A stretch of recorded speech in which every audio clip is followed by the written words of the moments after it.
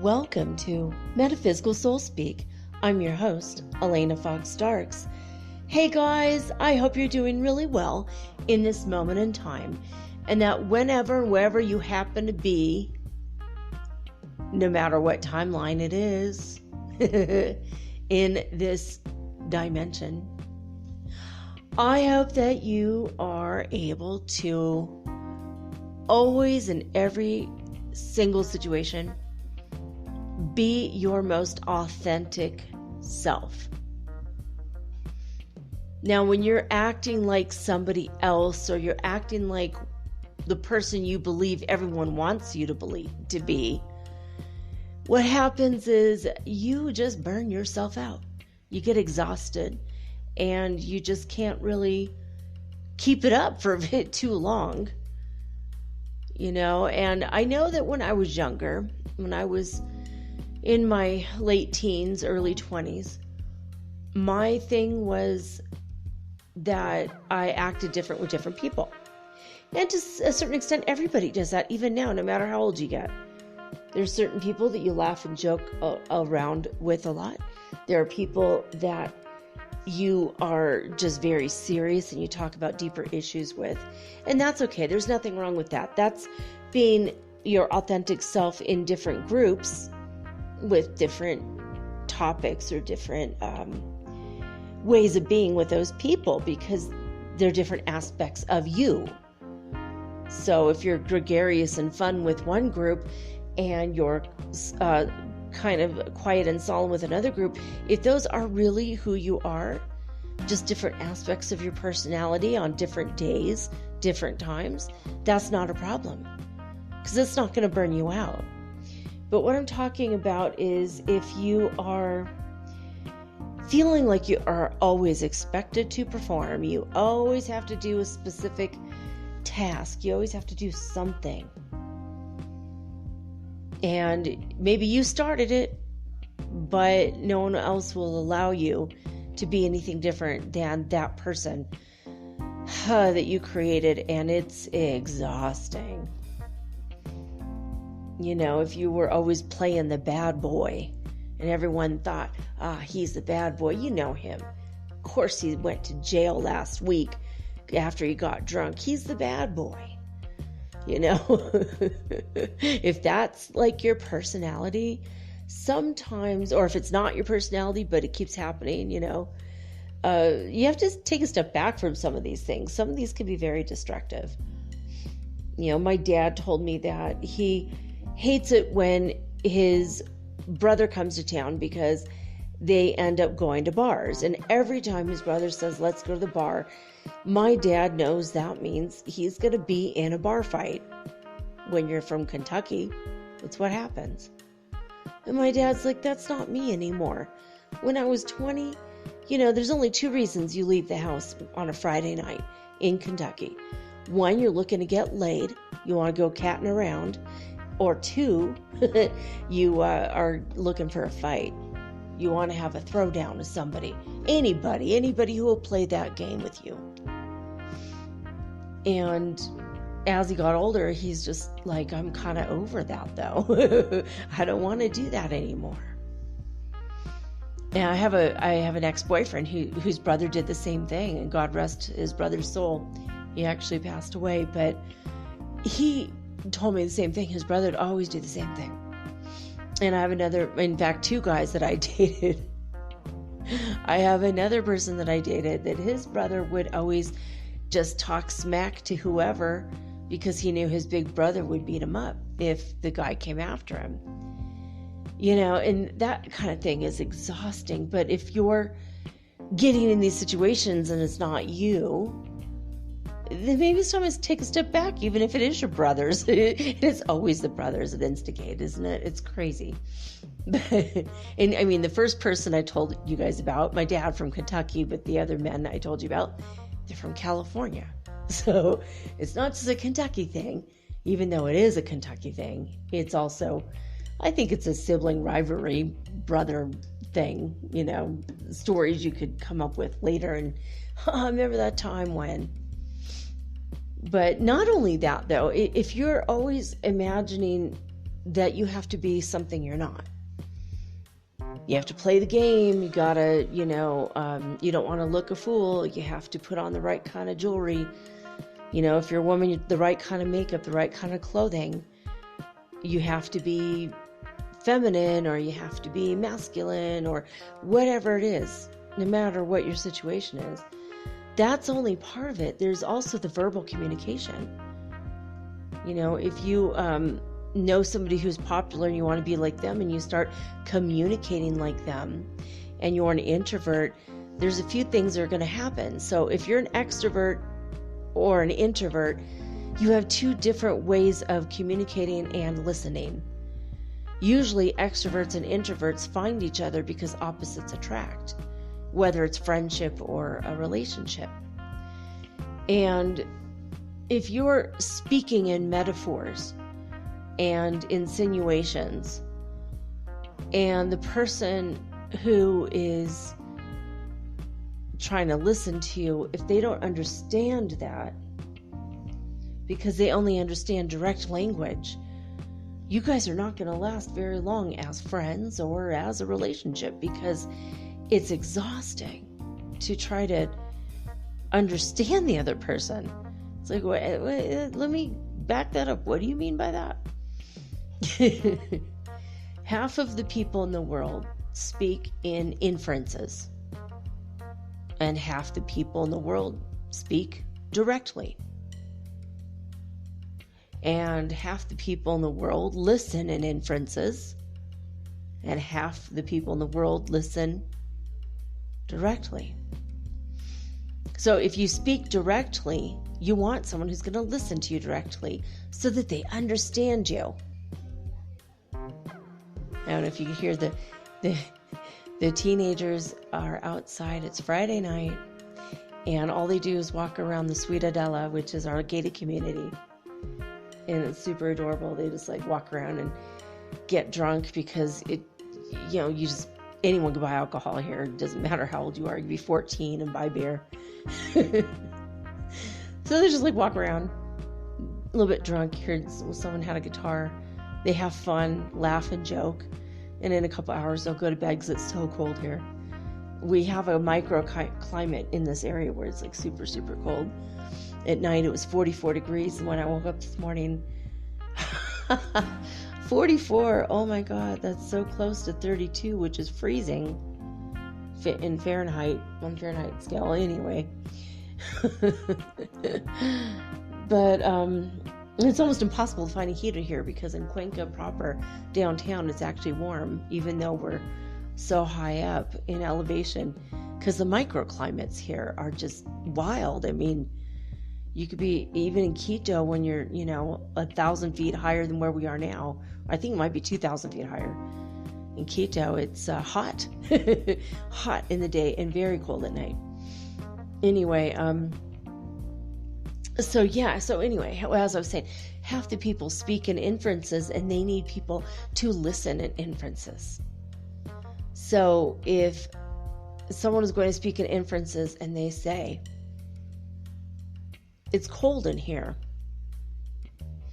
then half the people in the world will say, yeah, you're right, it is cold. And the other people in the world, the other half of the people are going to say, oh, yeah, let me turn on the heater. Let me get you a blanket. Would you like a cup of hot tea? Because they took the inference. The inference meaning, it's cold in here and I need you to do something for me about it. Please. That's the inference. half the people in the world go, yeah, you're right. So it's imperative that you have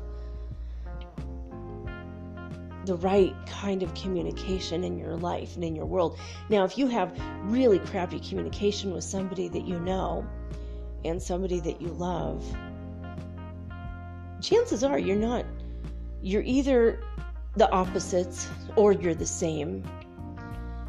Or like if you're the opposite of them, that's good, right? Because you're speaking directly, they're hearing directly. Okay. If you are someone who says, can you turn on the heater? That is a completely direct statement. And if you're, say you're married and your partner says, yeah, I'll turn on right now. Boom. Easy, direct communication. But if you're speaking directly and your partner hears in inferences and you say, can you turn on the heater? What they're going to hear is, they want me to turn on the heater because I was irresponsible and I left the back door open and I got it really cold in here and now they're mad at me. And it's like, what? No, I just said, can you please turn on the heater? I didn't say anything about all that other stuff. So this is why it is absolutely important and imperative that you always live your authentic self and you speak in the way that is natural for you. And it's also important and imperative that you understand it's highly possible the person you're living with, maybe it's your brother, maybe it's a friend from college, maybe it's your cousin or your mom, maybe the person that you're living with might not speak and hear in the way that you do. And that's where all kinds of communication issues come out. All kinds of things come into play with this.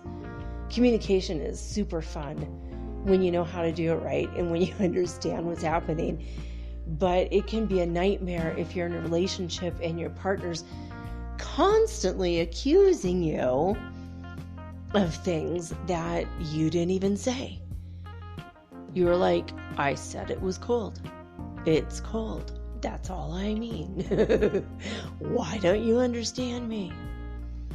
What the heck? And that's why, hopefully, that will clear up a lot of your relationship communication issues if you do have them, because it's super important to understand how people are in the world. Try to figure it out. Are you somebody who speaks in inferences? Are you somebody who speaks in direct language? If you look at the TV show Arrested Development, you will find out that the family, their communication is so screwed up, and that's what makes it hilarious. It is one of the funniest shows I've ever seen, and they're all self-absorbed people that don't understand each other, and they don't know how to communicate. So, like, the mother will say something, and she'll mean the inference of it, but the sons will hear it directly and go, yeah, that's true. And then sometimes they'll go, oh, wait, I saw what you did there. Like, if someone says, I'm trying to talk to you, and then the other person says, yeah, you are trying. That has two different meanings, right?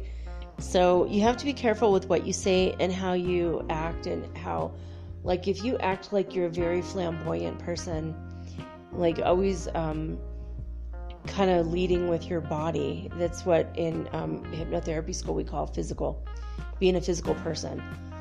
You know, you're wearing like loud colors and flashy things. If you're a woman, maybe you're low cut. Maybe even if you're a man, you wear like a low cut shirt. Think that 70s gold chain thing. No one does that anymore. But when the men and women dress in very flamboyant things, they tend to hear directly. They hear things directly, but they speak in inferences. So you have to kind of decipher what the hell they're talking about. But if you're an emotional, which is what we call, not an emo, like, sad gothic stereotype thing. I don't mean that. An emotional person is somebody who they will lead with their emotions because they want to protect their body. The physicals will lead with their body because they want to protect their emotions. It's like really interesting. It's very intricate, maybe more so than what I need for the show to discuss this with you guys. But if you are an introvert, or otherwise known as an emotional person, meaning that you protect your emotions, you actually, I'm sorry, I have it backwards, I think. Okay, you protect your emotions because you don't want people to know your inner self because you're very shy. So if you're an introvert, but you think, in order to have a certain job, I'm going to dress this way, and you start wearing very flamboyant colors, and you're kind of acting the way that you think you're supposed to be acting to get that job, then everyone is going to not understand you at all because you're operating from an incongruency. You're not speaking in the way that people expect you to speak. And what I mean here is direct or indirect. I mean direct or inferences. And you're not hearing, so it makes it really kind of crazy. Most people who are emos dress in like beiges or grays or pastel colors. Like they might wear colors, but they'll black and white also. They might wear pastel colors like pink or baby blue or pale turquoise. But if you see someone like that, then you kind of can understand them a little bit more. They're probably an introvert. But I think that either way, I don't know if you can be an introvert and emotional or not. So I don't want to get to this theory. It's from Dr. Kappas from the Hypnosis Motivation Institute, where I got my degree. But I don't know, I found it really fascinating. I started thinking about today, and I started thinking about because I'm taking this English as a second language, basically it's TESOL, to teach people that want to have English as a second language. So I'm trying to get my certification for TESOL, and they said that if you're a teacher, you're going to be burned out if you start acting like someone you're not. You do have to act out some things, but if someone tells you to do that and you do that, it's going to burn you out if you don't feel like doing that. And I started thinking about that. I'm like, you know what? That applies to everything in the whole wide world, right? Like, that applies to your life and your relationships. So if you're dressing in a way, now what if you're a very flamboyant person, but you want to look the part, like say you're a lawyer and you want to dress like Better Call Saul, you want to dress like Saul Goodman from one of my favorite shows. You want to dress like him and act like him and be kind of loud, but you feel like maybe lawyers are supposed to be more subtle. So then you start acting shy because you feel like you're an actor playing a role versus actually being yourself. That's going to exhaust you. You won't have any outlet for your personality, for your big personality, right? So, or the opposite way, if you think that you should be like Saul and you're more like, Harvey Specter on Suits, you're acting like Saul because you think that's what a criminal attorney dresses like, acts like, is like, you're going to burn yourself out, right? This applies to everyone, not just attorneys or teachers.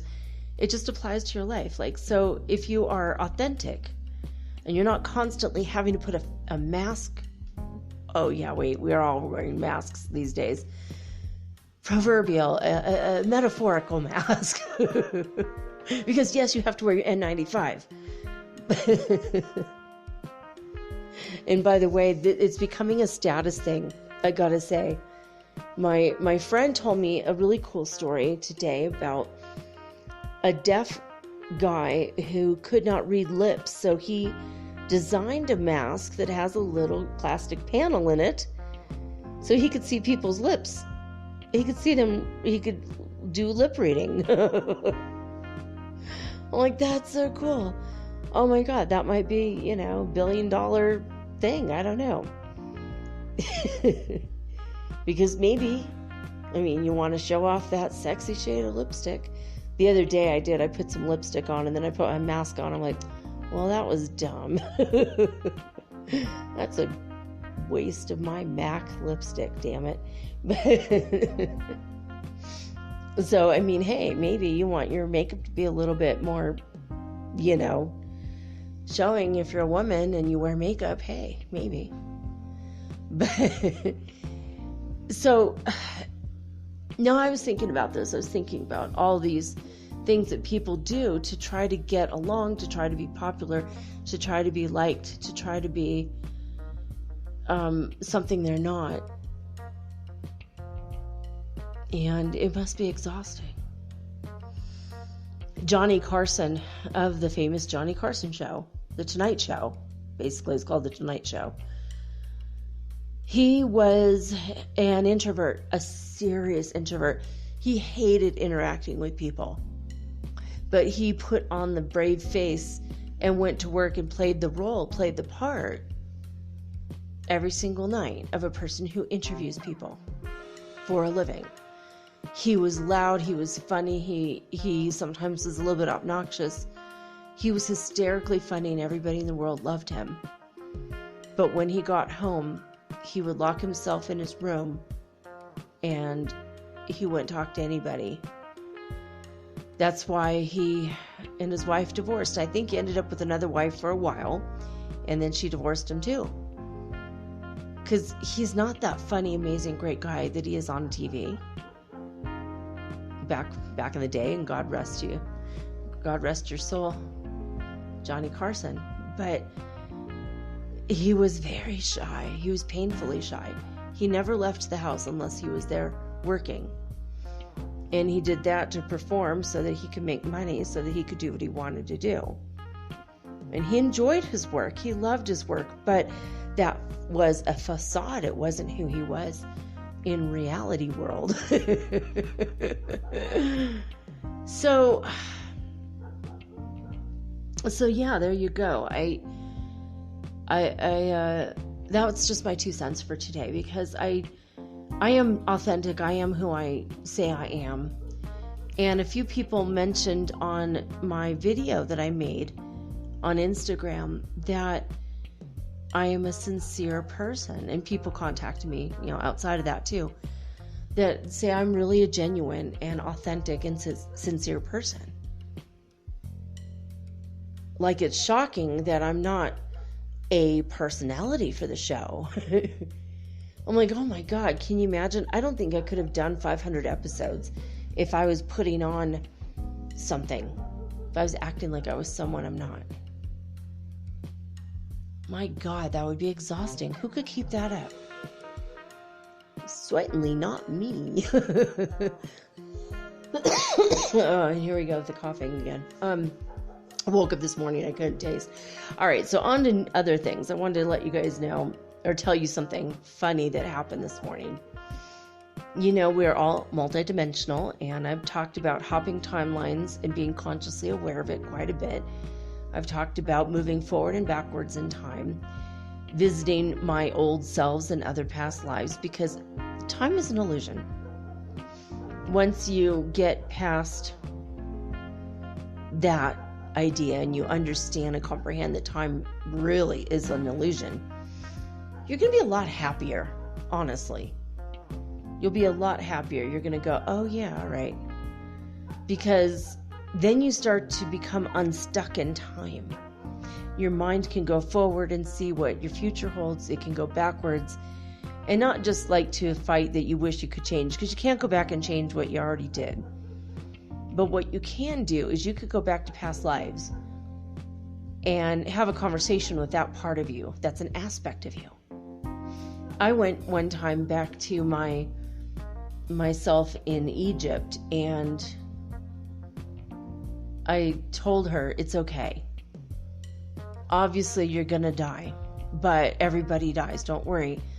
But there's nothing wrong with you that you want to only seek divine. Like, because I was really spiritual in that life, and I didn't want a husband. I didn't want anything. I had a guy who was a servant, and my dad was like a, I don't know, sultan or something.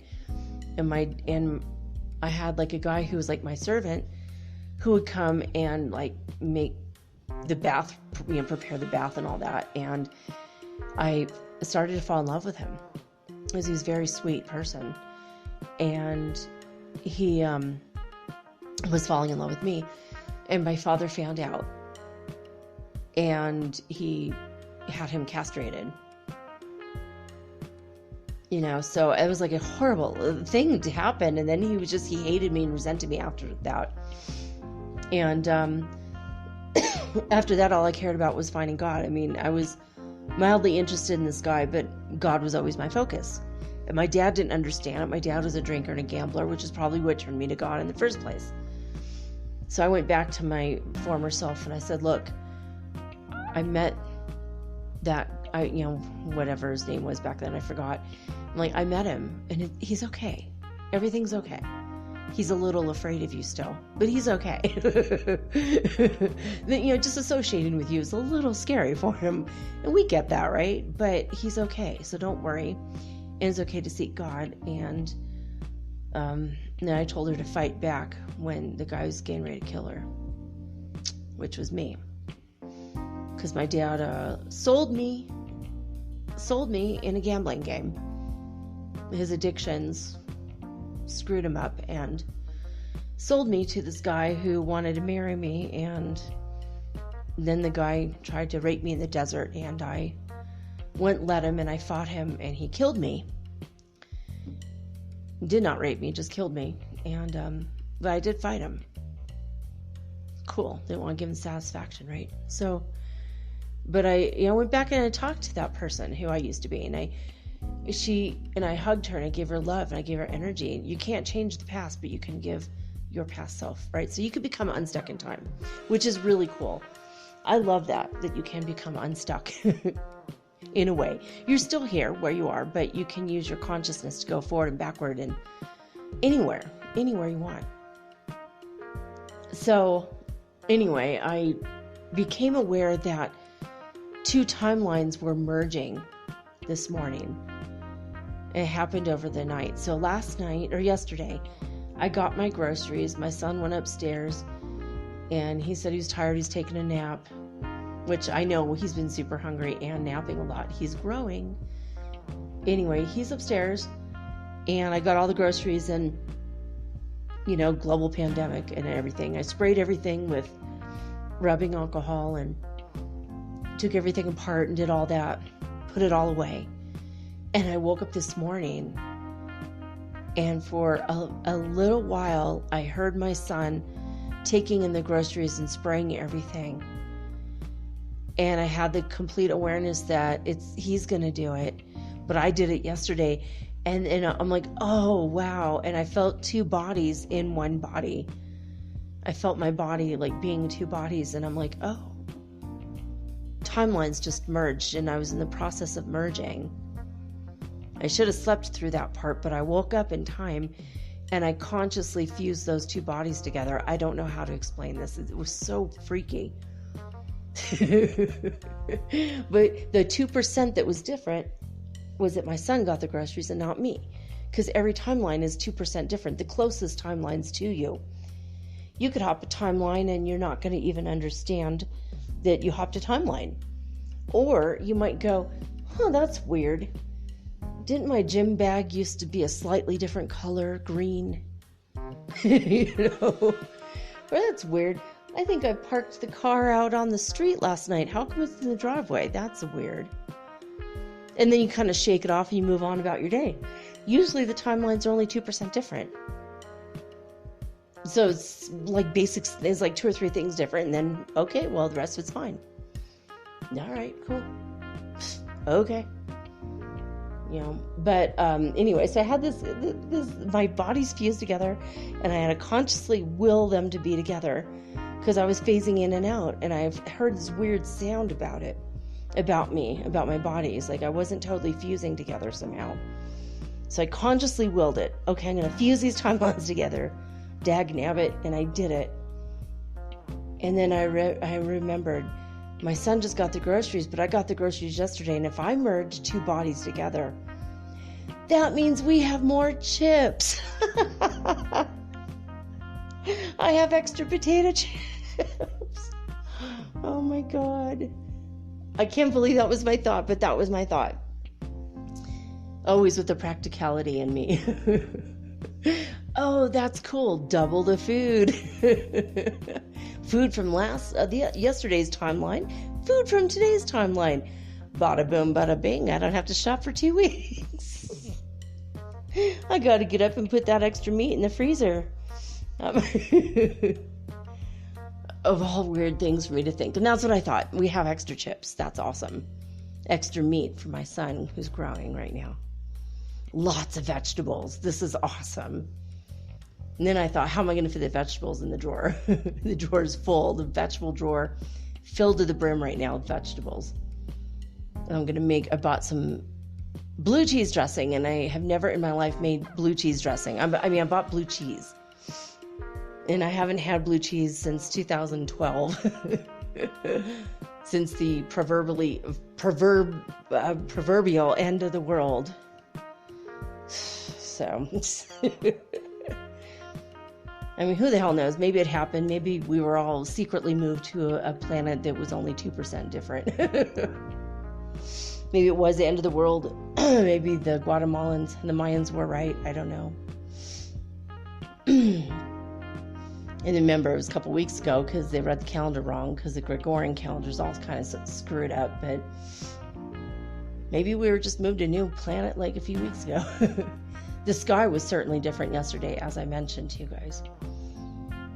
But today was a good day. You know, I got one of the neighbors was going to go on over. He was going to go on over to the... There's a Catholic church, which sometimes you can hear in the background with the bells going off.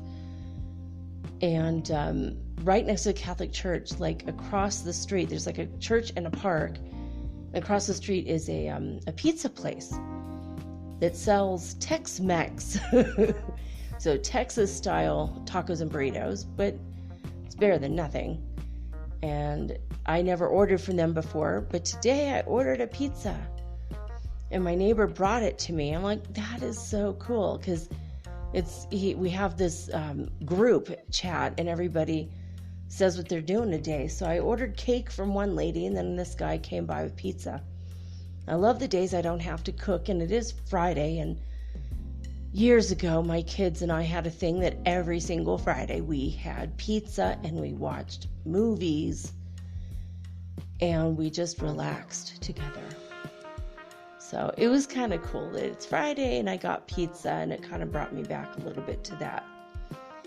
So every time I open the door today, the wolf dogs come running in, flop on the ground, just flop on the floor, wherever.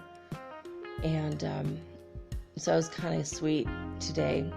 They came and visited us like 3 times. I love those dogs. They're super cute. They come and knock on the door when they want to come in. But so life here in the gated community in the country in Ecuador is pretty cool. It's been pretty cool for a few days. I like it. Woke up this morning after the timeline incident, and I could not feel... I could feel my tongue, but I could not taste anything. And remember, guys, I just went out of the house. Went all over town with Emilio, my landlady's brother, to pay the bills and stuff. And oh my gosh, I was so scared. I was like, oh my God, I can't taste anything. Crap, maybe I got coronavirus. I'm so worried. And as you know, I've been really congested. And my son's like, but can you smell? I'm like, I'm sure I can. Can you smell me? And we always have to have that joke. And then he's like, but just try to smell something. So I smelled my shirt. I'm like, yeah, I smelled the laundry soap. I'm good. Thank God. He's like, oh, okay, you're probably fine then. And about an hour later, my ability to taste things came back. I think my tongue was asleep. Can that happen? Like your foot falls asleep while you're asleep? I don't know. Maybe my tongue fell asleep and I couldn't taste anything. Anyway, all right, I'm going to get to this because you know what? There was some really nice articles on space weather today. Spaceweather.com is the website if you want to check it out, and I highly recommend it, by the way, because the pictures of Comet Neowise are incredible. The solar wind speed right now is 421 kilometers per second. There are no sunspots. Aw, that little sunspot that was starting to form yesterday, it didn't make it. Oh well. 6 days now that are spotless. No Dalmatians. 6 days without a sunspot. Oulu neutron counts coming out of Finland today says that in the past 48 hours there has been no change. We're still at a high level, which is better than very high. We're getting some cosmic radiation, but it's not extremely high, not like it's been in past weeks. We're at 9.1% of the space age average today. So let's see, what do we normally look at on this website? Yes. Oh, and boy, I knew it. I just knew. I felt it. Every Friday we have a brand new coronal hole on the Earth's side of the sun that is sending us solar winds. Today is no different. Usually, though, it's, hoisted out of the sun at us on Thursdays so that it reaches us by Saturday and Sunday, on in through Monday usually. Right now it says a solar wind flowing from this coronal hole could reach Earth on the 20th or the 21st. So let me see, that's in 3 days. Today's the 17th, so 18, 19, 20, Saturday, Sunday, Monday. Okay, so Monday and Tuesday.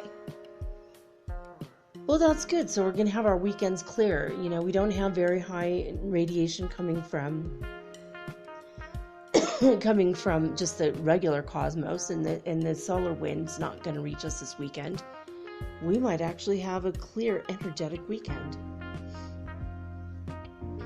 Gorgeous pictures. Oh my God, you guys, just these super beautiful pictures over here of the skies, Steve, the Aurora Borealis, and Steve, and the comet. I mean, these pictures, it looks beautiful and like also the end of the world at the same time. All right.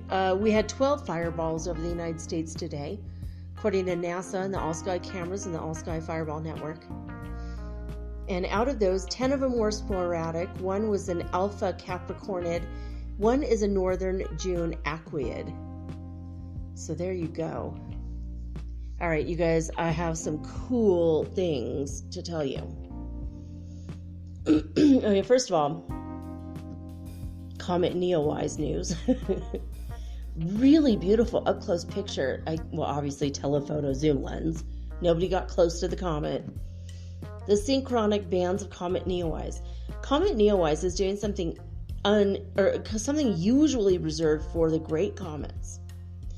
It has now sprouted synchronic bands.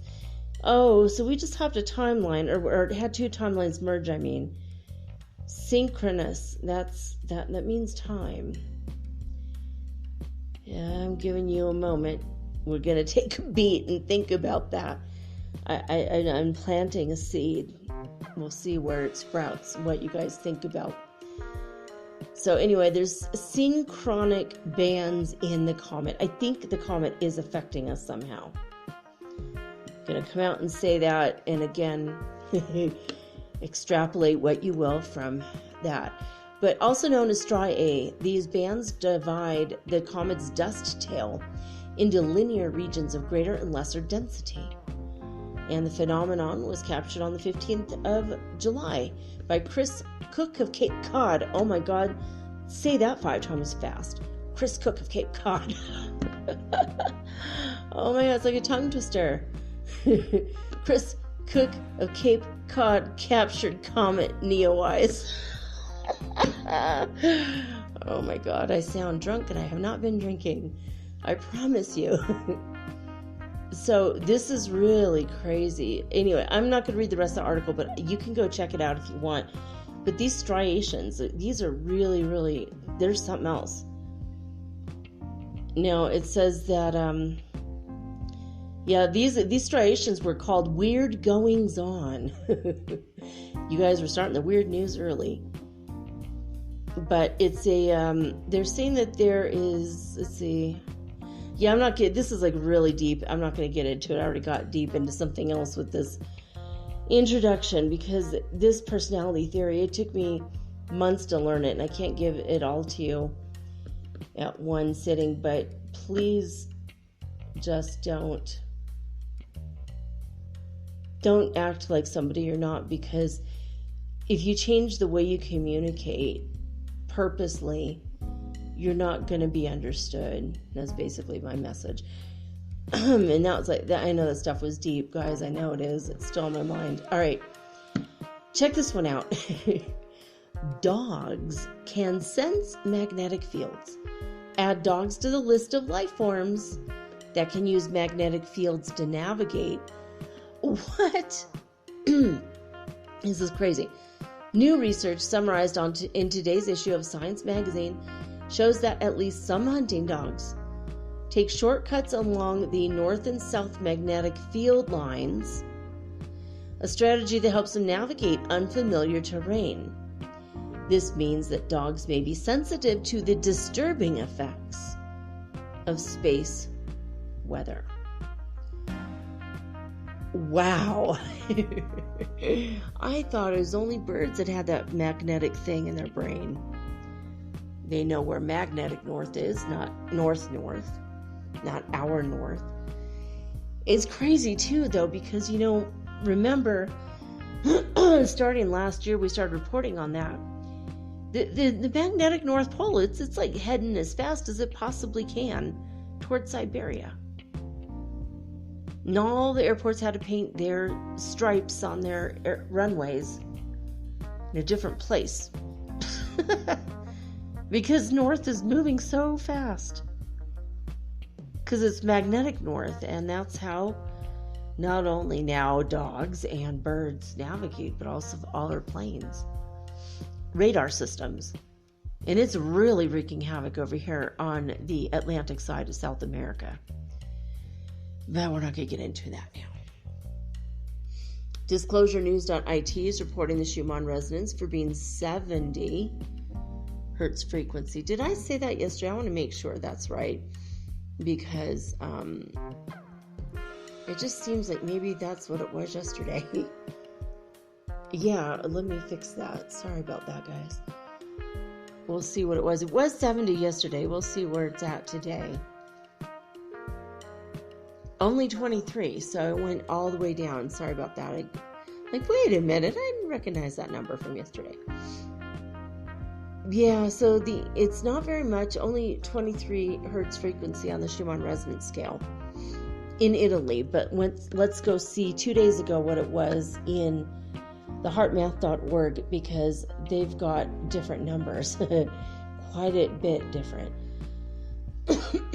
Now, on Wednesday, at the 2300 hour, about a day and a half ago, in California, they were at 156 hertz frequency. Remember, baseline here is 7.83. In Hofuf, Saudi Arabia, they're back down to 0. They were up there for a while. Now they're back down to 0. Lithuania is seeing 150 hertz frequency right now. Well, 2 days ago. And Alberta, Canada was at 312 hertz frequency. In Northland, New Zealand, they're at 73 hertz frequency. 2 days ago, of course. And in Hulului, last but not least, Hulului, South Africa, they were at 113 hertz frequency on the Schumann Resonance scale. So that's kind of a lot, right? All right, checking how much time we got. We're good still. All right. I wanted to tell you guys really fast. The number 33 has come up a lot, and 44 and 11. And in varying, 1133, 1144, 133, 144, in all the variations possible. So those are the numbers coming up for me. I don't know what's coming up for you. As far as a lot of the ascension symptoms today, overall, I feel pretty clear. I was very, very focused today. I was so focused that I finished my whole 6-week course for my TESOL certification. I finished it today, like an hour ago. I finished 6 weeks worth of work in 5 freaking days. I really need a break. Doing the show early so I can kick it with my son, maybe watch movies early and kind of take the weekend off and start the second half of my TESOL certification course on Monday. It's a 2-parter, so in order to get the certification, it's like so much. But okay, there you go. We always go over A Course in Miracles, and today is no different. We have lesson 336 to contemplate today. This is found at the Foundation for Inner Peace website at acim.org. And for those of you who are new, who aren't aware of what's going on, A Course in Miracles is basically Jesus came back to express all the things that people got wrong and to unravel what 2,000 years worth of religion have done to people. Basically, I mean, that's the way I understand it anyway. This woman sat down who didn't believe in God. She was raised Jewish, but was basically an atheist and a scientist, very intelligent woman. Sat down to write the great American novel. And what came out instead was A Course in Miracles, which in and of itself is a miracle. And it was freaky for her because she's not even remotely Christian, not even a little bit. But she channeled Yeshua, and she had never channeled anyone before in her life. So that's where these lessons come from. Pretty crazy, right? Anyway, the lessons themselves will help you unravel what religion may have done to you. If you are resentful, this is going to take that out. If this is something that you need because of a religion, this will help you. But if you never really were religious, it's still going to help you. It's literally A Course in Miracles, and I've seen miracles happen in people's lives after they took this course. That's why we're reading the lessons, but it's not for me to read the whole thing to you. And if you're interested, there are apps that will take you through every single thing, and you can also buy these books used. There's 3 books, and they always are sold together for about $60. New, I think they're more expensive, like $100 or $200 for the 3 books. They're huge. They're really big. They're heavy, but they're worth every stinking penny. Even if they were like $500, they would be worth it for the information contained therein. So I do highly recommend you go and read the other book as well. And they might be on this website. I'm not sure. I haven't looked because I'm just reading you guys the lesson. So here we go. Lesson 336. Forgiveness lets me know that minds are joined. Forgiveness lets me know that minds are joined. Forgiveness is the means appointed for perception's ending. Knowledge is restored after perception first is changed, and then gives way entirely to what remains forever past its highest reach. For sights and sounds, at best, can serve but to recall the memory that lies beyond them all. Forgiveness sweeps away distortions and opens the hidden altar to the truth. Its lilies shine into the mind and call it to return and look within to find what it has vainly sought without. For here, and only here, is peace of mind restored, for this the dwelling place of God Himself. In quiet may forgiveness wipe away my dreams of separation and of sin. Then let me, Father, look within and find your promise of my sinlessness is kept. Your word remains unchanged within my mind. Your love is still abiding in my heart. Forgiveness lets me know that minds are joined. All right, there you go, guys. I'm going to take a quick break. And when I come back, we are going to get into it. We're going to look at all the earth changes around the planet right now, according to Watchers.news. And then when we have some time at the end, or the second half of the second half, technically the last fourth, but let's not do math right now. I'm going to summon up some weird, strange, and odd tales. So you can either have a super fun Friday night, or your Monday drive time is going to be a lot more interesting. We're going to pray for all the people that need it in the world based on the news reports today. I call this my spiritual news report, but technically it's the Earth Changes report and the weekly world news. Weekly world weird news. Coming right up, right after these short messages.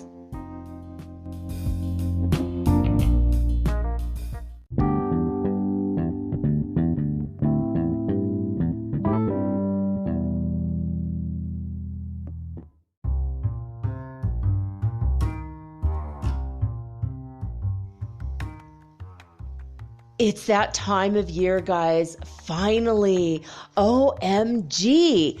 I am up for not only one, but 2 People's Choice Podcast Awards this year. I had no idea. I just found out. Okay, the voting starts today, July 1st, and goes through the 31st of July. And I need you guys to nominate my podcast. This is how you do it. Go to podcastawards.com and you have to sign up in order to nominate me, in order to vote. And you have to go to the very first category at the top, and it's the Adam Curry's People's Choice Podcast Award. And I'm way down on the list because, M, Metaphysical Soul Speak, the podcast, and you just click that, and then when you're done with that section, you go to the religion and spirituality category, and again, cast your vote for Metaphysical Soul Speak, the podcast, and then you have to go way at the bottom part of the page, and say, save my nominations, and that's it. It's that simple. It takes less than 2 minutes, probably 1 minute if you have high-speed internet, of course. It's not that much. You can even do this on your phone. It's super, super simple. I voted for myself on my tablet. OMG. So thank you for your continued support and listenership and voting for this show, because by doing so, you're keeping the show alive and we're getting the word out so that other people can benefit from my expertise. Thank you so much from the bottom of my heart.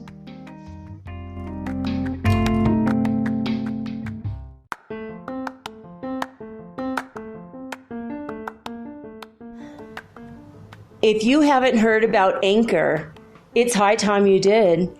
It is the absolute easiest way to make a podcast. First of all, it's absolutely free. Second of all, they have creation tools that allow you to record and edit your podcast right from your phone or your computer. You guys have known that I've been doing this for 8 months using the Anchor.fm app right on my cell phone, and I have done it everywhere, right? I have recorded this in my living room, my bedroom, little cafes in Quito, Ecuador, all over Cuenca.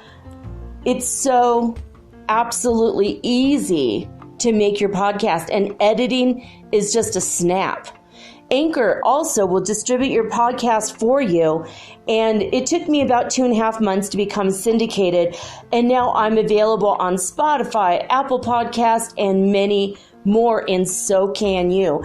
You can make money from your podcast also, and there's no minimum requirement. You get paid from your very first listener. It is everything that you need to make a podcast all in one place. So please, if you are interested in making a podcast of your very own, do not hesitate to start with Anchor. Download the free Anchor app or go to anchor.fm to get started today.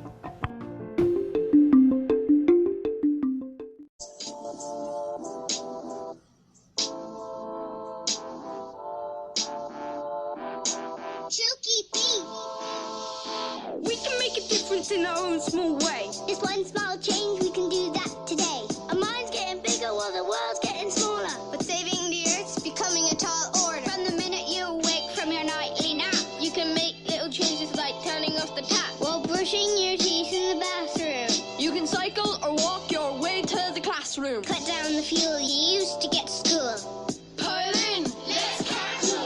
In your lunchbox, cut down the plastic. See, these things aren't too drastic. Spread the word, get vocal. Make it go global. When buying food, stay local. Never mind the dishwasher, do it by hand. But I hate washing up. Ah, come on, it's grand. Just one small change in the little things we do.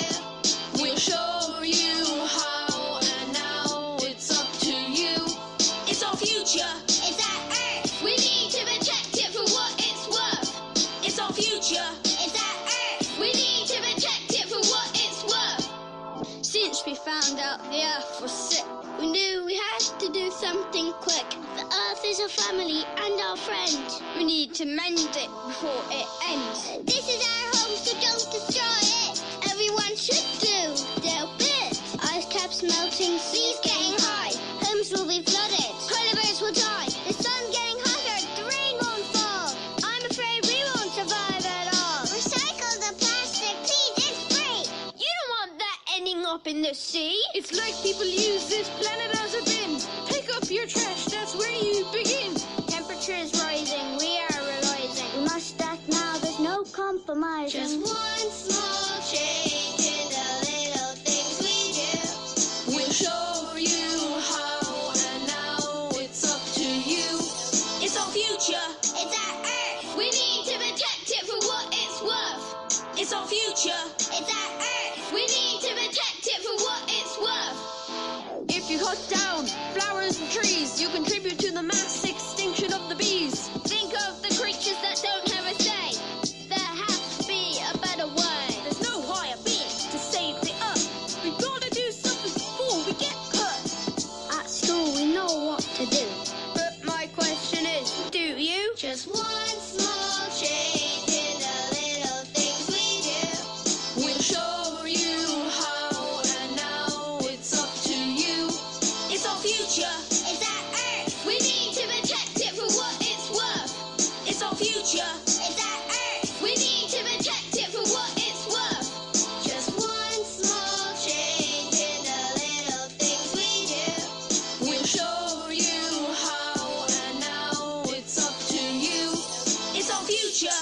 It's our earth. We need to protect it for what it's worth.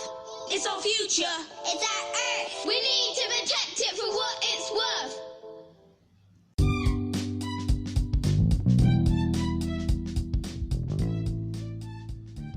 All right, guys, so we're going to jump right into it. I'm on the website watchers.news, and they like to report earth changes. This is not normal news. We're not talking about the protests, the riots and coronavirus and all that. We're talking about the earth changes. What's actually happening to Gaia, our planet herself?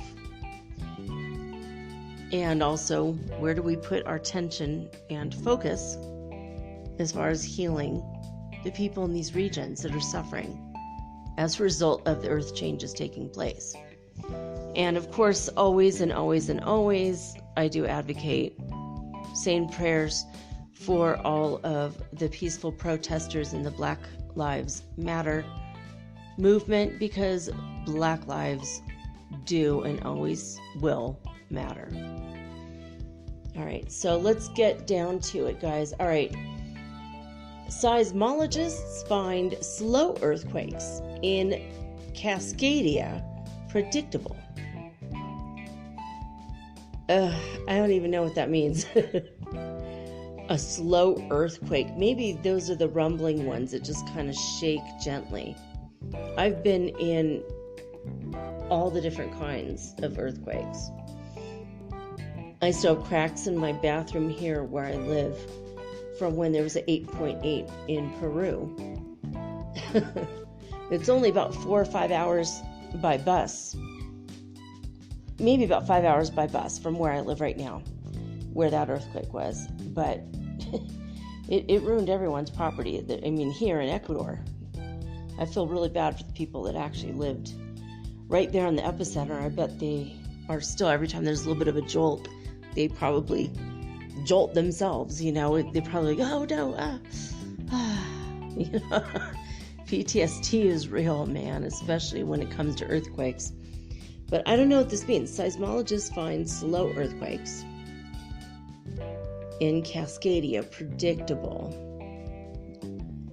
So I'm not going to really read this one. If we have time and I have the interest, I'll go back to it. But Watchers.news, in case you find that super, super fascinating. I don't know, Cascadia, where is that? I want to say that's in Oregon. The Cascadia Mountains, or Cascadian Mountain Range. I don't know if that's where they mean or not. All right, let's just go on to the next one. That was from July 11th, by the way. So on the 13th, they said, scientists measure structure of enormous solar flare. I think I heard about this just in passing, that massive flare that just left. I mean, that's the one that's causing right now. We had magnetic anomalies in our magnetosphere.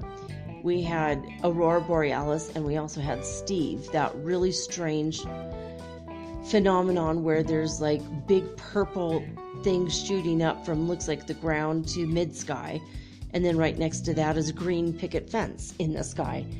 I mean, some of the most bizarre things I've ever seen. You got to go to spaceweather.com to see pictures of this stuff right now. Purple and green, plus the comet, plus the green Aurora Borealis, I mean, and purple. It's just, I don't know. There's some strange stuff. The space weather really does affect our planet, by the way, guys, and they have started to put the dots together. They're connecting the dots, and they're noticing the greater picture is that volcanoes and earthquakes could possibly be affected by all the cosmic radiation and crap coming in, especially when the coronal mass ejections come from the sun, and especially when we get hit with the solar winds. All these things can possibly affect us on levels and ways and means we did not previously know.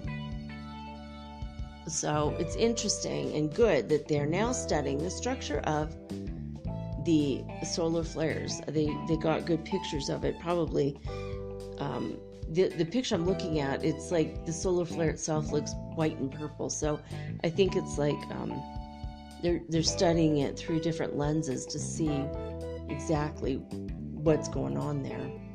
All right, the next report is big glaciers repeatedly present in major mountain areas along the Mediterranean during the Pleistocene era. So maybe I'm reading the word present wrong. Blig. Definitely reading that wrong. Let me try that again. Okay. Big glaciers repeatedly present in major mountain areas along the Mediterranean during the Pleistocene era. Okay. All right. So big glaciers being the giant, like, land icebergs, basically. So, wow. So in the Mediterranean, I can't even imagine that. During the Pleistocene era, and I don't have my eras memorized, so you might have to look it up if you have interest in that. So far, no one to pray for, but spoke too soon. At least 70 people have been killed as heavy monsoon rains hit Assam, India. So let's send some sunshine, happiness, and love to the people of India, because that's rough. The monsoon rains are they're good for a couple things. They water the crops. The monsoon winds can weather coffee nicely. If you've never had Sumatra monsooned coffee, oh my God, go get some immediately. Go to Trader Joe's. Maybe you can order it online. Don't go out in this pandemic. All right, so the next one is heavy rain triggers dam collapse, sweeping away several buildings in Ruza City, Russia. Oh my gosh. All right. Well, yet we can't have that. I don't like that at all. I'm so sorry for the people in Russia that had to deal with that. Let's send them some love and sunshine as well. One of the worst rainfall seasons on record hits China, and massive flooding has affected 38 million people. Oh my God. All right, let's send a lot of love and light to China. You know, I wanted to tell you guys something.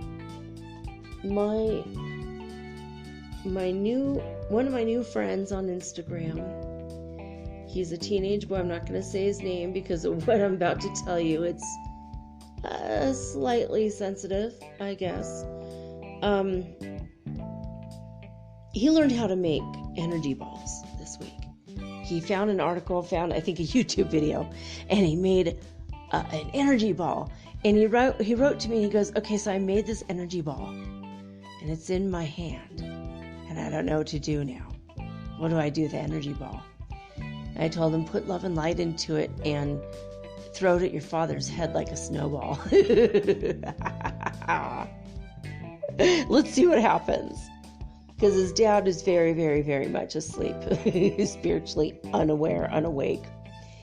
And all of a sudden this week, his dad said, you know, I'm beginning to think we can't really trust the government.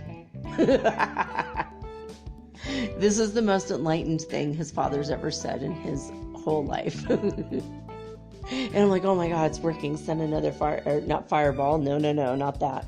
I'm like, send another energy ball to his head. You know, just put that enlightenment energy. I mean, maybe, what if we just started imagining we piled up a bunch of energy balls, like snowballs. We started throwing these at people who are asleep. When they're not looking, of course, because we're going to look insane throwing things they can't see at them. But what if we did it with love and fun playfulness? It was just a cool thought I had. Okay. So it was pretty crazy, right? And he said something else. He said, now my dad has been unusually nice this week. I don't know if I should trust it or not, though.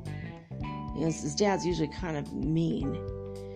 Mean, and he's very, very unaware. And now he's being nice, and he's happy. And he says he can't trust the government. Huh? There's something to this energy ball thing, I'm telling you. All right. So our next story is a large rock slope failure develops in central Otago in New Zealand. So yeah, it looks like the side of a mountain is starting to just slide on down. it looks like it's a non-populated area, so I don't know if there's any prayers necessary, but New Zealand. All right. Someday, maybe I will go visit that beautiful country and go find out where they filmed all the Hobbit movies. I really would love to go inside that one house. You know, the one with the round door. Those movies drive me crazy, not in a good way. I'm literally like halfway into the third movie, and I had to stop like 2 months ago. They still didn't get to the frickin' Mordor. Like, really? Jeez, it's just, get to the stupid mountain already. Okay, moving right along with our news. Tasman, I guess that's in Tasmania. A Tasman low brings disruptive snowfall to the snowy mountains and high waves to New South Wales, and I think that's New Zealand coastline.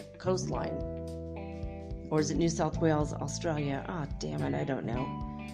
NSW it says. I'm trying to interpret this.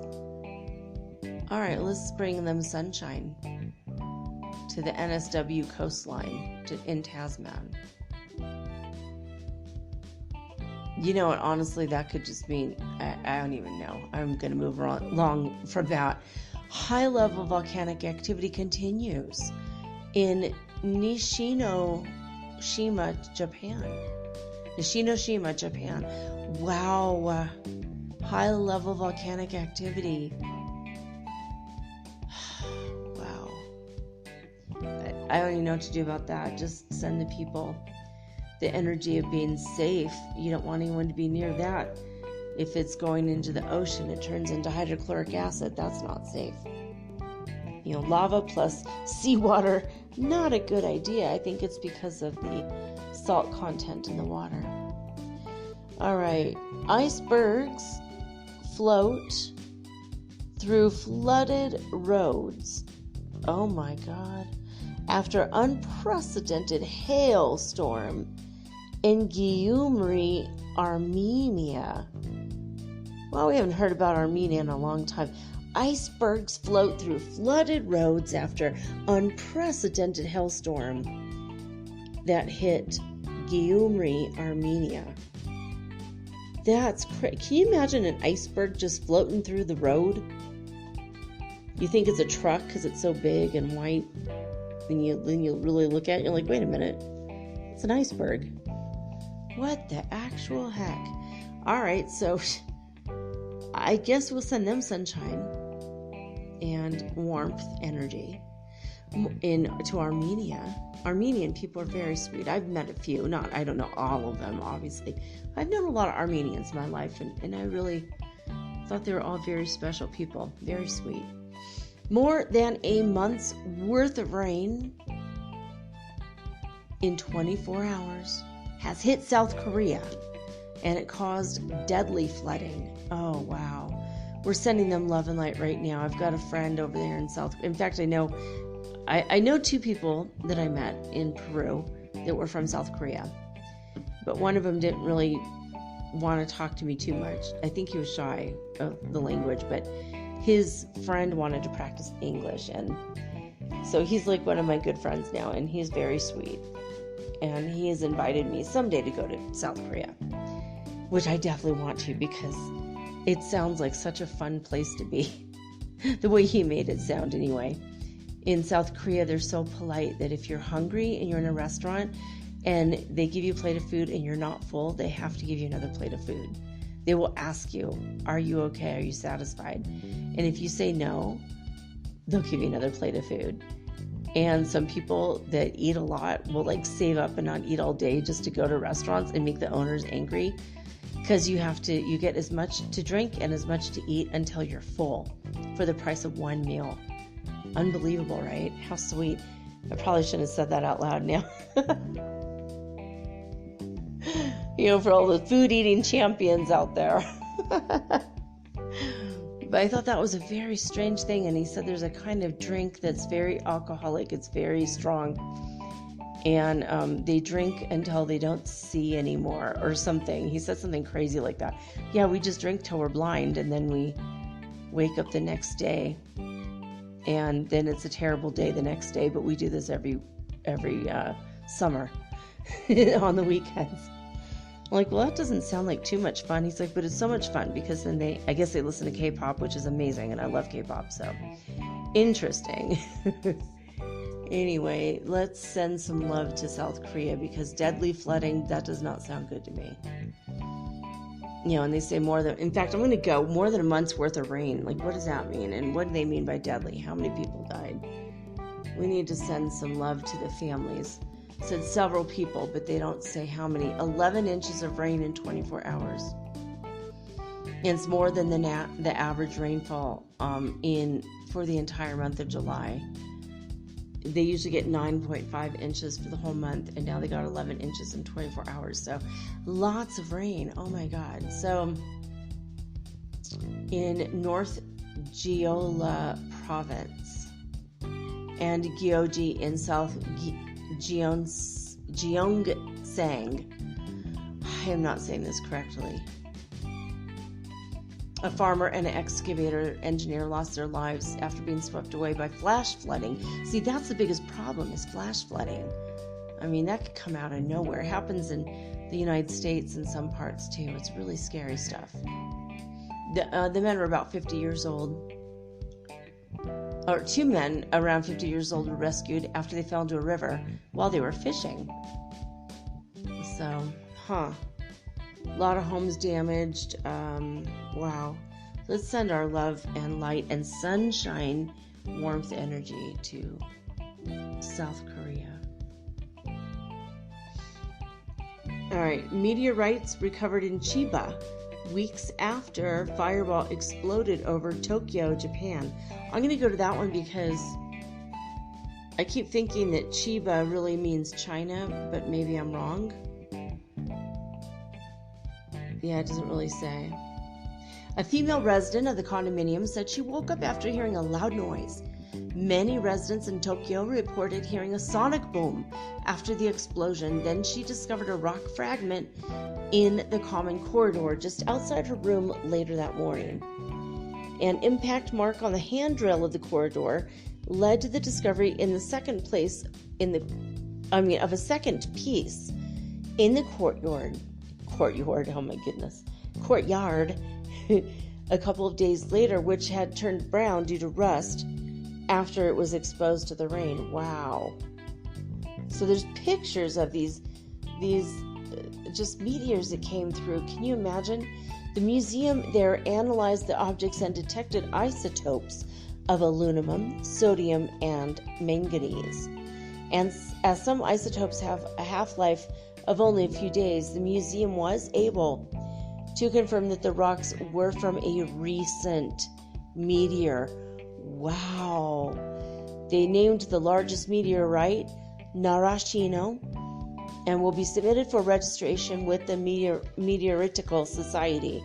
It will be the 53rd meteorite from Japan if it is accepted. And 2 years ago, a meteorite landed on private property in Komaki, Aichi Prefecture. So that's very interesting. Super interesting. I would love to find a meteorite. Those are worth very much money. I think it's the manganese, which is funny because you could buy a supplement manganese from Puritan's Pride, Puritan.com. It's a excellent vitamin company. I think, if I'm not mistaken, they might be the suppliers for other vitamin companies. That's just repackaged and relabeled, but it's the same vitamins. They're very excellent. So, okay, here we go. Now we're up to page 1 already. So, all right. Weather system behind record-breaking catastrophic rainfalls in Japan and China have been explained. If you want that explanation, I'm not going to give it to you. Sorry, but you can go to watchers.news and figure it out for yourself if you want to read this article. There was a 7.0 earthquake that hit Papua New Guinea this week also, 7.0. I don't know what to do about that one because the earthquake itself is over. Let's just send love and light to the people who might be suffering possibly from aftershock. Post-traumatic stress disorder, dude. It's real. If you also want to send love and light to China, I can't remember if I said that. Please send a lot of sunshine and warm energy to China and Japan. Floods and landslides have hit Sorong, leaving 4 people dead and hundreds of cars stranded in West Papua, Indonesia. I wonder if that's related to Papua New Guinea now that I'm thinking about it. All right, so floods and landslides, that's rough. Let's send some love and light over to Indonesia. Let's send them some good sunshine and imagine the people are happy because all the cleanup is over. You know, that it went by in record time, because that's hard. Record cold temperatures have now hit Rio Grande do Sul and Santa Catarina in Brazil. Record cold in Brazil. Wow. So let's send them some sunshine as well. Strong and a shallow earthquake has hit off the coast of Andaman and Nicobar Islands in India. So I don't know if there's anyone out there, but let's just send them love and light in case. And let's send sunshine to Brazil. More than 3.5 million people have been affected as flood situation has continued to deteriorate in Assam, India. Now, this is a continuing story. I think from the last 2 weeks, actually. I think last week and the week before. 3.5 million people have been affected because of the flood in India, in Assam. So please, let's send them a lot of sunshine and a lot of emotional support. In fact, let's send emotional support to the whole wide world. I think that's necessary right now. Now, earlier I did read something.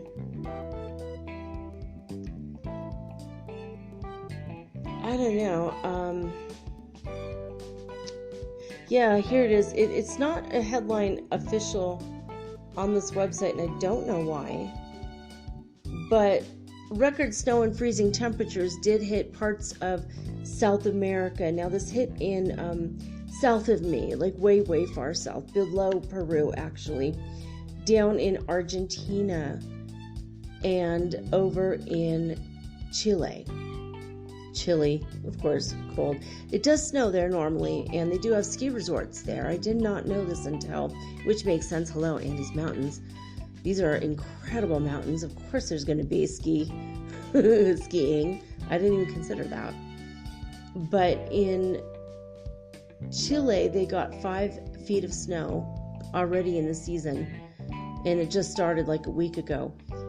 But in Argentina, they got 13 feet of snow. I could not believe that. That's so much snow in like a week. 13 feet. I mean, I remember getting like 5 or 6 feet of snow up in north of Paradise, California. We got like, no, I'm sorry, it wasn't even 6 feet of snow. It was like 4 feet of snow. And then it drifted up to 6 feet. We got like 3.5 to 4 feet of snow overnight. Like 20 years ago, I remember that. My kid was a baby, and I had to go over to the neighbors and ask if I could ride with her in her 4x4 to go get groceries. Because it came overnight, we didn't expect it. We thought a little bit of snow. You know, my husband parked the car up on the road. Otherwise, we wouldn't get it out for 3 weeks till the snow melted.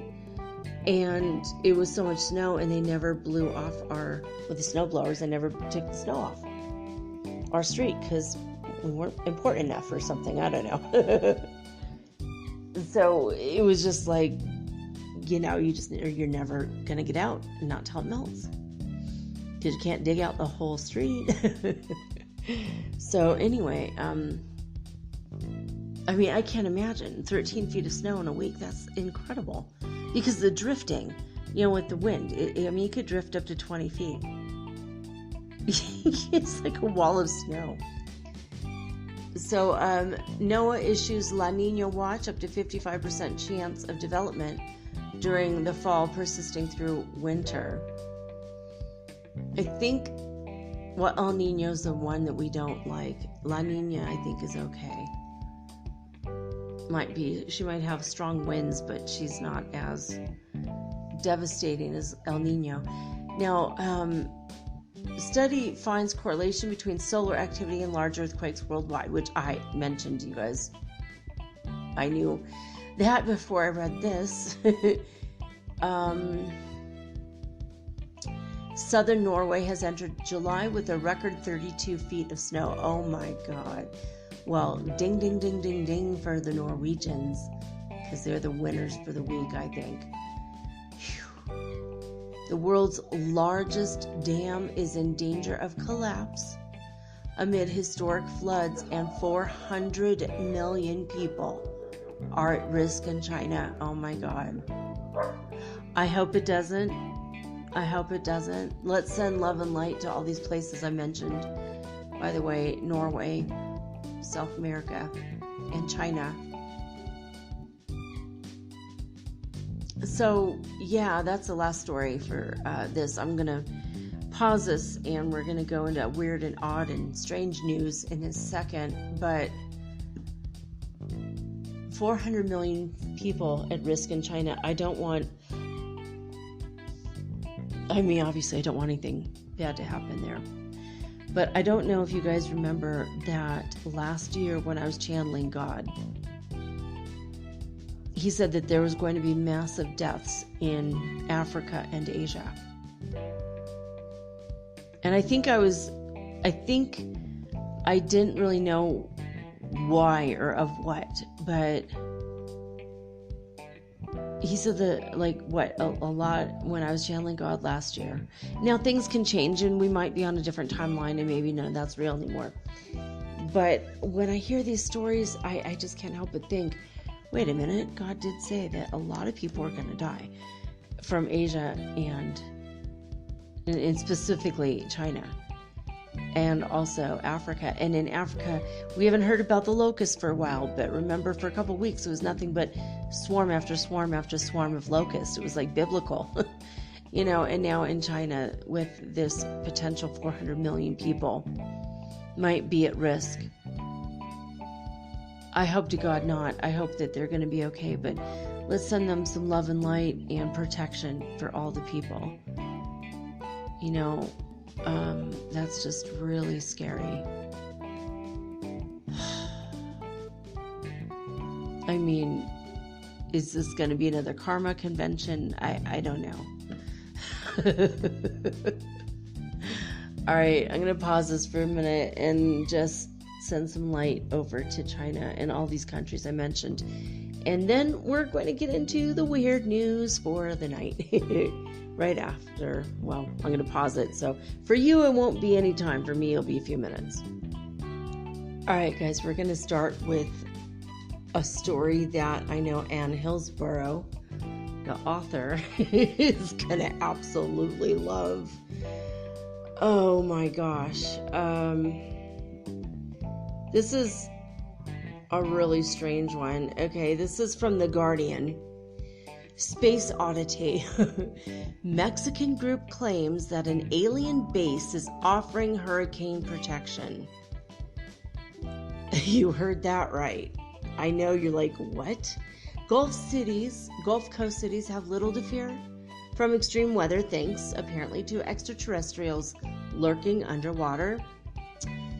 This is Cody Copeland in Mexico City.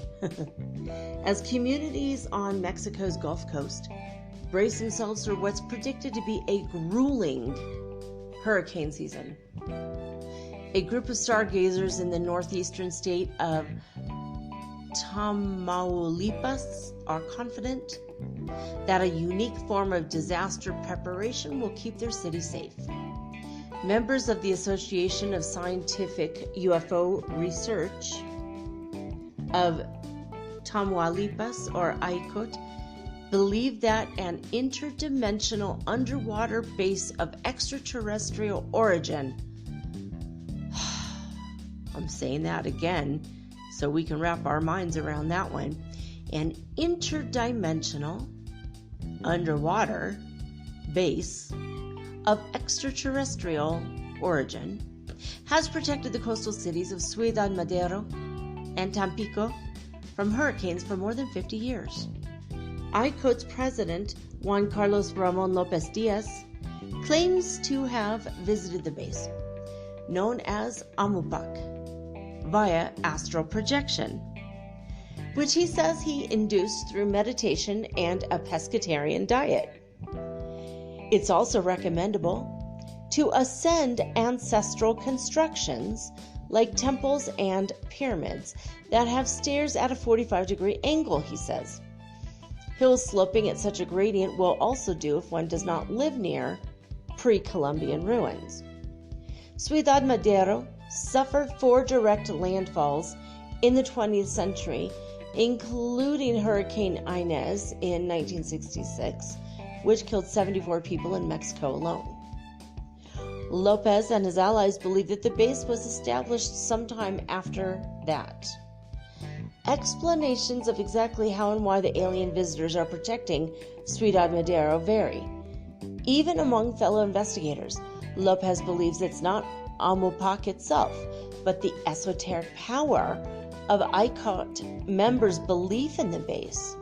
The collective mind is charged with this concept, so it generates a large force field of repulsion, he said. There's also talk of magnetic fields and a series of meter-long bars of an aluminum, iron, and copper alloy secretly buried in the seafloor near Miramar Beach at the suggestion of the visitors over 4 decades ago. Well, that's interesting. There might be something to that. Iron and copper and aluminum. Others claim that the aliens are only interested in protecting their base, and Ciudad Madero is just lucky they took a liking to this small corner of the galaxy. This theory fails to explain, however, what threat a terrestrial weather event might pose to a structure with no form in our physical dimension. Still others simply accept the apparently inexplicable, said Marco Flores, the former official historian of Tampico. If science gives us no explanation, we'll get one from magic, he said. Fantasy is always more attractive than reality. That is very interesting. Now, there's more to the story if you want to go read it on The Guardian, but we've got other things that we need to read. I'm going to read to you guys a couple real strange headlines, but this first one we're going to read this one. It's another UFO one, so Anne's going to be in her happy place right now. A dog walker runs away from a UFO crash site in the woods after hearing weird sounds. Ben Landricombe raced back to his camper van alongside his dog when he was disturbed, having stumbled across a long column of flattened trees in some woodland over Meudon in Devon. This is in England, of course. This is from the Mirror, by the way. So he thinks that this was caused by a UFO when he discovered this area of flat trees. He took photos of the compressed vegetation, and then he heard some weird sounds, and he ran over to his camper van. That's pretty much all it says. Oh, here we go. Maybe if I keep scrolling down, it'll say more after all the advertisements. So he was out camping, basically. Wow. Yeah, it looks like something's going on. This part, all these trees, I don't know if I would say aliens necessarily, but he says there was no indication as to why the trees were pulled down, but he said they were snapped at the top. And that was what I thought was strange. Well, you know, trees get snapped at the top by Bigfoot, by Sasquatch. I'm just saying. He says, we took the dog for a walk and it felt eerie, and we walked about a mile and we came across this. We took the pictures and felt someone was watching us. We heard weird sounds and we had to run back to the camper. I would too. This is really strange. These pictures are pretty crazy. He says there was something strange about this place. He said he won't be going back because it was too spooky, and he recalled hearing screams. Speaking on the video, he could be heard saying, something has definitely crashed here. Look at this. Boom, weird, massive gap in the woods, all the trees bent, trees fallen over, massive hole in the woods, aliens. Medan near Bideford is known for its beautiful nature reserve, owned by the Heartland Parish Council. So, that one's just weird, right? A lot of weird ones today. Okay, here's a fun one. House without indoor toilet and ceiling is propped up with a cabinet is on sale in the UK for £450. Sounds like £450 or £450,000. I'm sorry, £450,000 is what it's on sale for. But it sounds like to me £450,000 of blarney. I would not buy that. All right, a woman who saved an angry dog from the road was warned by her neighbors that it's a fox. But it's neither. Wait, what? It's not a dog and it's not a fox. What do you guys think it is? I'm looking it up. I don't think it's a wolf. I think it's like a coyote. So earlier this week, a woman took to Facebook claiming she found a dog on the side of the road in Omagh, Northern Ireland. She shared a snap of the creature, describing him as snappy and angry. The woman, named Melissa Kim, went on to say that she had taken the animal home with her, but he was being rather wicked, and she hoped to find his owner soon, according to her report on Belfast Live. She wrote, dog found, no collar, found this poor dog eating a dead rabbit on the side of the Dublin Road in Omagh. He's a little snappy and angry, struggled getting him into my car, and I think he's a kind of a husky mix. He's in my kitchen now, and he's quite wicked. Please share this so we can find his owners. I'm looking at this animal, guys. This is not a dog.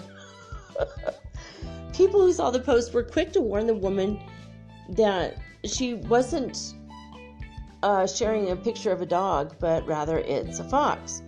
They urged her to get it out of the house as soon as she could. Melissa responded to some of the comments saying she was kind of scared and she couldn't believe that she had gotten it so wrong. Her mistake was shared on Twitter far and wide. Someone said, I really wish this was a joke, but genuinely, I think that you have kidnapped. This poor woman has kidnapped a fox. And the tweet has gotten 44,000 likes, of course.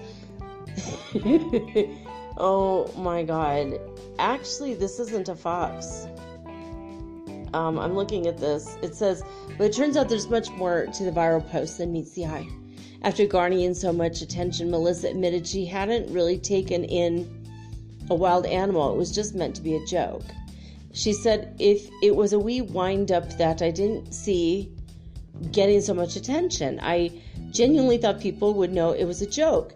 I saw an old story circulated years ago about a coyote presenting itself as an injured dog. So I took that photo, and though I thought I'd add a little bit of a humor to the story. So she knew what it was, and it was a coyote. Yeah, it looks like a coyote to me. Melissa's prank got the better of some of her closest pals who believed she really had taken the animal home. Oh my god. Now there's that Irish sense of humor. Oh my god, I love it. I love it. That is hilarious to me. This is fun. A man who is wearing a shed on his head says, leave me alone when I go to the shops. This is crazy. This is genuinely, well, this is absolutely crazy. So we're gonna read it because we like the weird news for Fridays. As far as face covering goes, a man wearing a shed on his head is one of the most bizarre looks you'll likely come across when you pop out to the shops. But for the man who calls himself Michael Shedworth,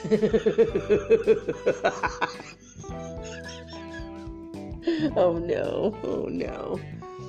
Oh God, that's even his name, Shedworth.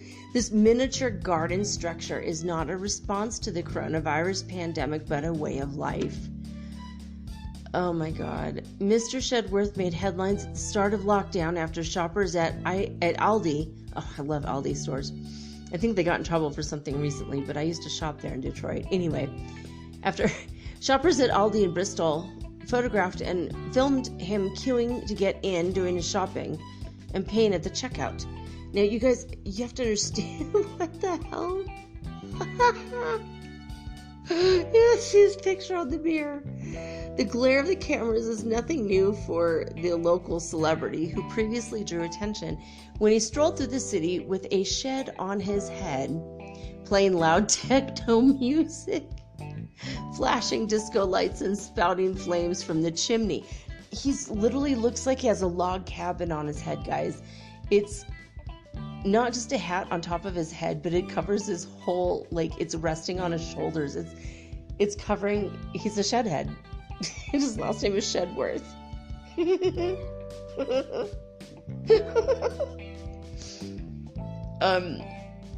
uploaded a video for being turned away from a job while wearing a shed on his head. He has proved to be an elusive person. He kept his identity a secret, but he's now agreed to do his first interview. Speaking to the Big Jubba's Yak Shack Music podcast, Mr. Shedworth baffled host Jacob Kunzler-Beert by conducting the interview, insisting the shed is actually his head. Both of his parents are sheds, and the structure grew naturally as a part of his body. I feel like I need to make it clear I'm not just some kind of attention seeker trying to live out some weird alternate reality, he said. This is my life. Oh my God. He told the podcast a small bump began to grow on the apex of his roof when he was 13 that developed into a chimney, and he began to get a glossy coat on the exterior of the shed, which just happens with the shed's journey into adulthood. Mr. Shedworth claims the music which blares from the shed is something internal that comes out of me and brings a lot of unwanted attention. He also says he had a run once with a council official after falling asleep in a Bristol park. Oh my God, he's in Bristol. Are you kidding me right now? Who told him he needed planning permission to be there. There's a picture of him with the shed on his head and his arms up in the air like he's dancing, and a bunch of fire shooting out of the chimney at the ceiling of his actual house. Oh my God. The shed-headed celeb says it's one example of the unwanted attention he is forced to tolerate. It's not helpful to be recognized in the street as a famous face around town, he said. I want to be able to go into Aldi in peace and buy my bread and my wonky mushrooms and some wood preservative without being ogled and people badgering me in the queue and trying to take their selfies with me. A lot of this media attention, although it's well-meaning, it's, well, unwelcome ultimately. I don't walk around Bristol with a shed on my head. I walk around Bristol and that's it. These people just can't look past the shed sometimes. He added, I hope your listeners have learned a bit and will keep away from me when they see me in the street and not to talk to me or bother me and just bugger off already. I really don't like humans much, to be honest. This is like, you guys have got to see his picture. Oh my God, this is on the mirror.co.uk.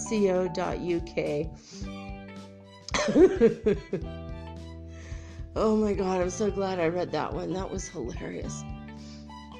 A woman has quit her job to earn 6 figures a month acting as a dog on a TV show called OnlyFans. I think it might be on YouTube. I'm not going to read that, but it's under the category sex fantasies if you want to read that. Let's see. Ben and Jerry's have shared their iconic cookie dough recipe, and if you want to try it, it's on mirror.co.uk. Horoscope fans with star sign tattoos have been left livid after NASA has changed the dates. So, I don't want to go into the story quite yet, but NASA has looked at the calendar and looked at the signs and discovered that what we think are our planets in our astrology, we are all one sign before our sign. So I, being very, very Virgo, I'm actually born in Leo, according to NASA. Even though my personality fits Virgo, I do look like a Leo. I will give them that. But so whatever your sign is, you're the sign before it. And a lot of people are really mad about this discovery from NASA. If you want to read the explanation, it's on mirror.co.uk, but there's a lot of other places where this story has broken. There's a bizarre fish pictured with eerily human-like teeth that was caught by an angler in Malaysia. Oh my God, this fish, it looks like a human mouth, like with pink lipstick. I mean, this is one of the creepiest things I've ever seen. And I know this was on Coast AM as well. This is really freaky, this fish. Do you guys remember Annoying Orange? This is like Annoying Fish. It is so strange. We may come back to that one, but you have to see the picture. The story doesn't work without the picture. You got to look at it. Teenagers are using face masks to dress up as old people and buy alcohol now. Of course that was going to happen. Oh, snap. You're stuck in a global pandemic and you have to wear a face mask for what seems like the rest of your life. I mean, when you're a teenager and you're told to do something for like an hour, it seems like a freaking week. And can you imagine? It's been 4 months. To teenagers, that's like half their damn life, right? Because your time perception is off. And everybody's perception for everything is off lately in the past 3 years. I mean, and time has been speeding up and then slowing down, and it just depends. But this is crazy. It's crazy stuff. But teenagers are using face masks to dress up like old people and buy alcohol. So they're probably like acting all doddery, and oh my God, I just can't even with that. That is awesome. I would do that too if I was 14 and stuck inside during a global pandemic. I'd be like, I'm going to go buy some alcohol. So, let's see.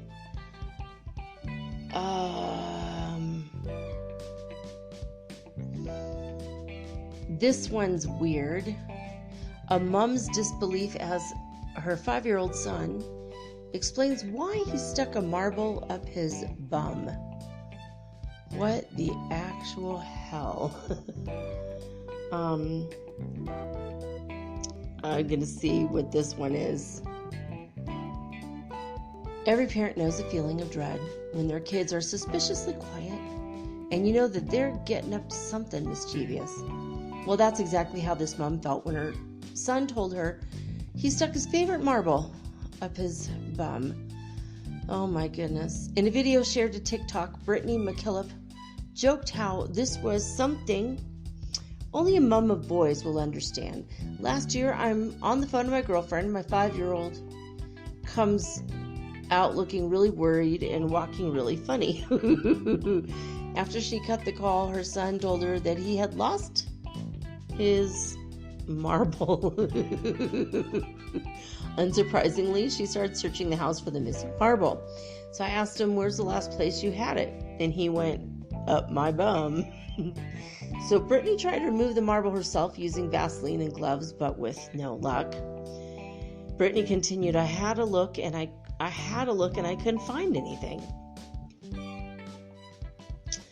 So I was like, oh shit, we're going to have to go to the hospital. And while they were sat waiting in the hospital, she asked her son, why on earth he decided to put the marble up there. And he says, Mom, I wanted to keep it safe. At which point she says, it's not a pocket. Thankfully, the doctors were able to remove the marble without any trouble. Oh my God. And so Brittany concluded, we get into the x-ray room and he pulls his pants down, and as he bends over, out comes a green marble bouncing across the room. Her TikTok video has been liked 300,000 times and has received over 3,500 comments from people who found the ordeal hilarious. Said it's definitely a story that can embarrass her son for his whole life. One person said, please keep this story for his 21st, adding 3 laughing emojis for good measure. Another person said, that's a story to tell his future girlfriend or boyfriend. Yes, I agree. And a third joked, thanks for reminding me to take my birth control. To which Brittany replied saying, your comment is 2 days old. Please watch the video again for your daily dose of contraception. Oh my God. So there we go. Let me check how much time we got left on this thing here. All right, just maybe one more story, guys. We'll find one more funny one here. I'm not going to read this story, but here's the headline. Newsreader catches a tooth as it falls out live on air, and she continues without a pause. That's crazy. That sounds awesome.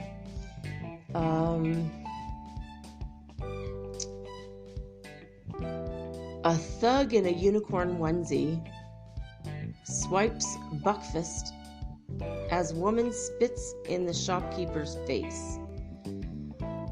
I don't really want to see that, but that sounds... Can you... A thug in a unicorn onesie? This is crazy. Looks like he's stealing something as someone was... So that shopkeeper just had a really shite day, didn't he?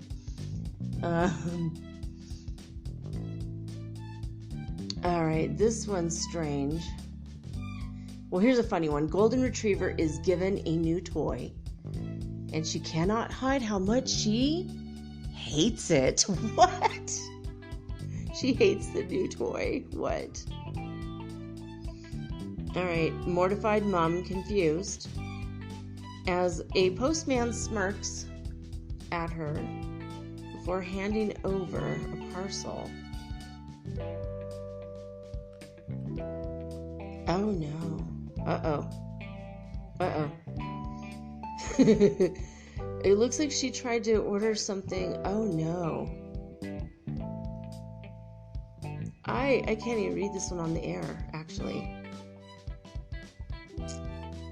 Yeah, I can't even read this one on the air, actually.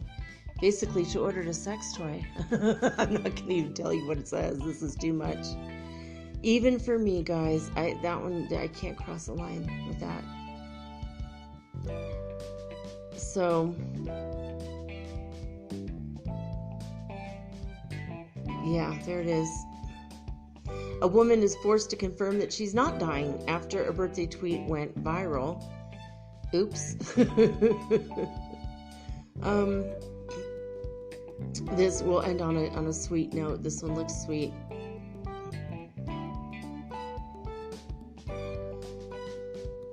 Alright. A postie's unexpected note for a couple struggling to choose color for their front door. Lizzie and Martin from Nottingham have been going back and forth trying to decide which color to paint their front door when their postie left them a note which changed everything. He says, so a couple struggling to choose, they received unexpected advice from their postman while trying to choose a color. So Lizzie Pucklington, 26, and her boyfriend Martin from Nottingham. I guess he doesn't have a last name. They'd spent more than a month trying to decide what color would look best up on the front door. And like any do-it-yourselfer would, Lizzie painted a few potential shades in varying places on the door to see which one she liked best. But thanks to her helpful postie, and I think they mean postman by this, their decision was made for them. Clearly seeing the trouble the homeowners were having, the friendly woman posted them a note through their letterbox offering the suggestion on which color they should pick. She says, the second green up from the bottom of the door looks best, with a smiley face. And, well, there it is.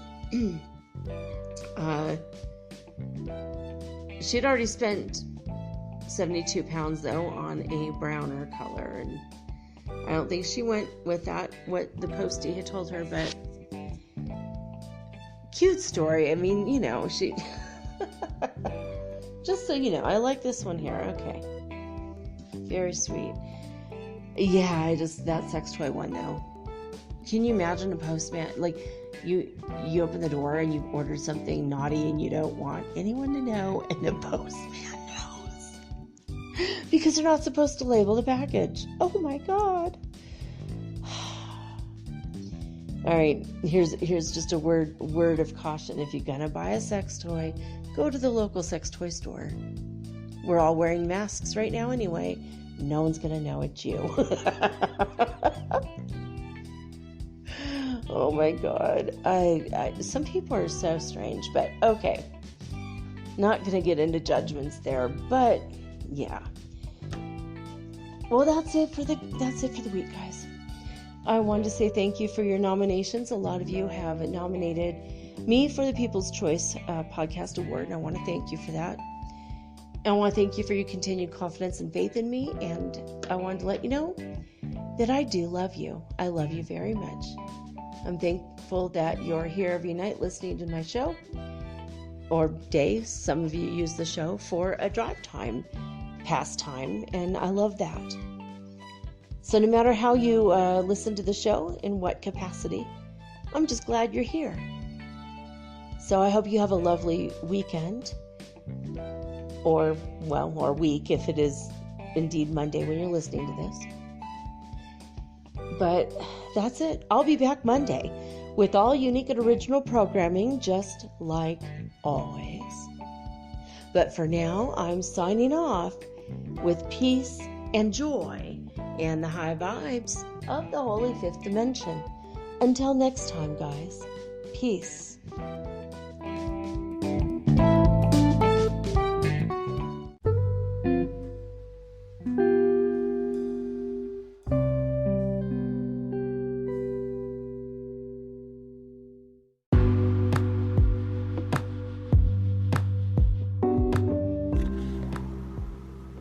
Metaphysical Soul Speak is run on sponsors and listener support. This means listeners like you. If you are so inclined to support my efforts and my little podcast, please visit me at anchor.fm/metaphysical and pledge an amount of your choosing today. Thank you.